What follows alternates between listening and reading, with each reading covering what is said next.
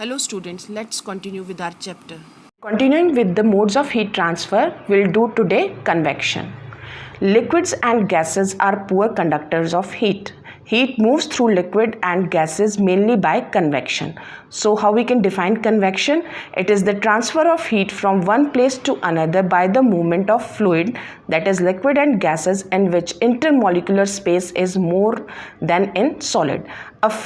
A fluid with a given density rises within a fluid of greater density and sinks within the fluid of lower density. So to understand the convection, let me explain you what is density.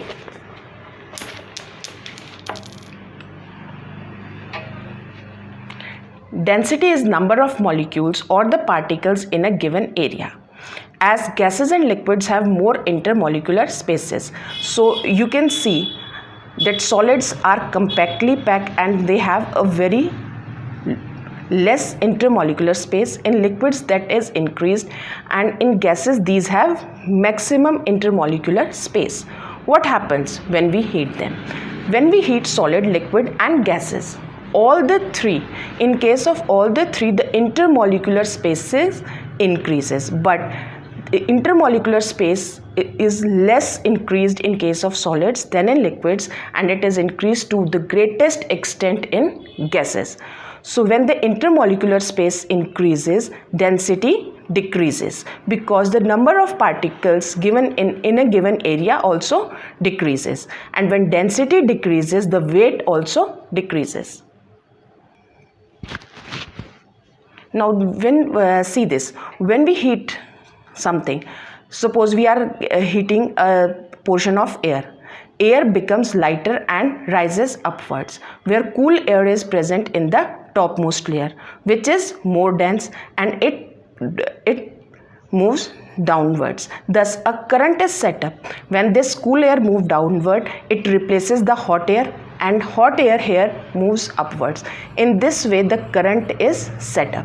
This is also happening in case of liquids. This current which is set up is known as the convection current. Convection in liquids can be explained as the heated water from the bottom of a beaker expands, it becomes less dense and rises up from here like this. On reaching the top, the water becomes cool, it becomes dense and sinks. From here, when the water droplets rises here, it again sinks. They get cool and sink. The denser water descend along the cooler side of the beaker, as shown again by the purplish stream of water.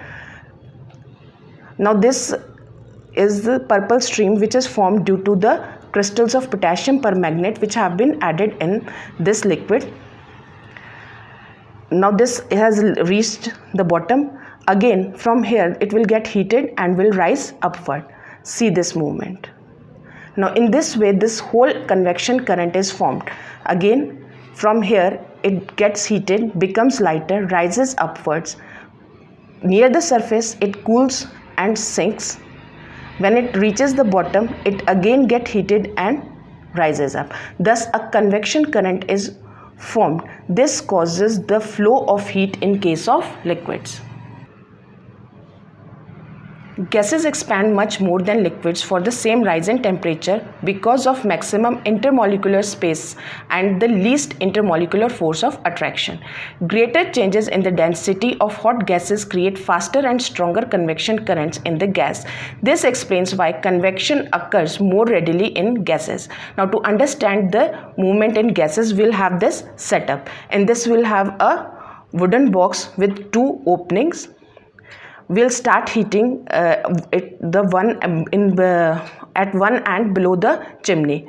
When the hot air rises up, it causes the smoke particles to move through the second chimney downwards to replace the hot air which is rising up. This cold air moves in, and thus a convection current is set up in the air. This is the reason why exhaust fans are always placed near the roofs. You must have seen all the in the kitchens, the exhaust fans are near the roof, not near the electric stove. Now, what are the applications of convection? Electric kettle. There is a heater at the bottom of the kettle. Hot water rises and cold water sinks. Thus, a convection current forms and eventually all water becomes warm. Here it is given, warm water rises up and cold water goes down. Again, it gets heated and rises up.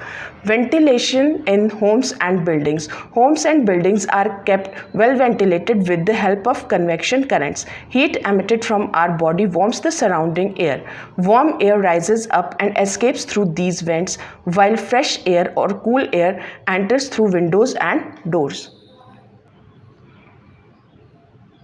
Air conditioner. An AC cools down a room. Since cold air sinks, the air conditioner is placed near the top of the wall. Hot air rises up, gets cooled and sink. Thus, convection current sets up in the room. The hot water system works on the same principle. The cold water comes in the heating chamber from where the hot water rises up and it is given out through a hot water tap. Room heaters. During winter, heaters are used to warm the rooms. Heaters are placed as low as possible so that the cold air at the bottom of the room is heated up. The hot air rises and forms the convection current which carry heat to all parts of the room. A natural phenomena, sea breeze and land breeze are due to the convection current.